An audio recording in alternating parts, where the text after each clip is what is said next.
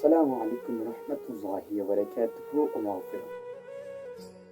সুপ্রিয় দেশবাসী, শুরু নিয়ে ভিডিওটা দেখেন, তারপর আপনি কিছু কথা বলতেছি।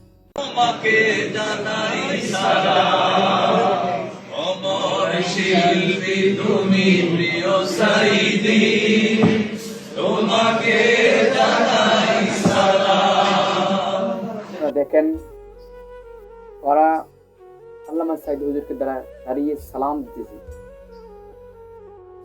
কিন্তু আমরা যখন আল্লাহর নবী মুহাম্মদ মুস্তাফা সাল্লাল্লাহু আলাইহি ওয়াসাল্লামকে দাঁড়িয়ে সালাম জানাই, আমাদেরকে অনেকে বেদাতের ফতোয়া দেয়, শিরকের ফতোয়া দেয়, অনেক ফতোয়া দেয়, কাফের ফতোয়া দেয়। কিন্তু আল্লাহ রাসূল সাল্লাল্লাহু আলাইহি ওয়াসাল্লামকে যদি আমরা দাঁড়িয়ে সালাম দিই, আমরা বেদাতের ফতোয়া পেয়ে নিই, তাহলে ভাই কিভাবে চলে?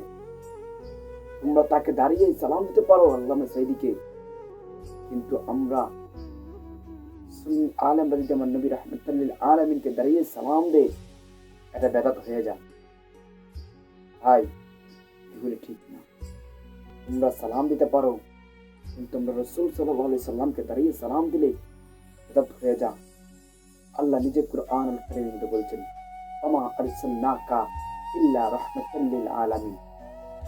আমার আল্লাহ হলো দুনিয়ার রব, আর আমার নবীকে বলাই দিলেন এই দুনিয়ার রহমত। কিন্তু রহমত যদি না হয়ে থাকে, ফের খাবে। আবার একটা জ্যাকেটের মধ্যে তোমরা রেখে রাখছো, আল্লাহ মাসে তুমি মরো নাই, তুমি জিন্দা আছো, কিন্তু আল্লাহর ওলিদেরকে তোমরা জিন্দা মানতে তোমাদের সই না।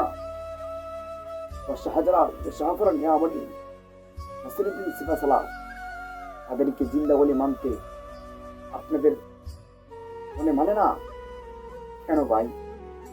আল্লামা সাইদ হুজুরকে জিন্দা বলে বলতে পারেন, জিন্দা বলে দেখাতে পারেন, কিন্তু আমার নবী রাহমাতুল লিল আলামিনকে যদি দাঁড়িয়ে সালাম দেই, বেদাতের ফতোয়া কেন আসে ভাই? কেন আসে বেদাতের ফতোয়া? নবীকে যদি দাঁড়িয়ে সালাম না দিতে পারি, তাহলে ওইটা কিভাবে হয়? এই বেদাত ভাববেন, এসব কিছু বাদ দিয়ে আসেন আমাদের পথে। আপনারা ডাকেন আমাদেরকে, সবসময় অ্যাভেলেবেল আমাদের হুজুররা বলতেছে আপনাদেরকে, একসাথে বসেন, আলাপ করি। যদি আমাদের বেশি সঠিক হয়, আপনারা আমাদের চলে আসবেন আমাদের দলে। আমরা যদি ভুল হয় আপনারা ধরতে পারেন, আপনাদের দলে আমরা চলে যাব।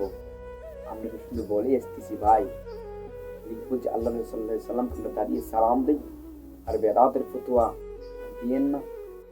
ভালো থাকবেন, আল্লাহ হাফেজ।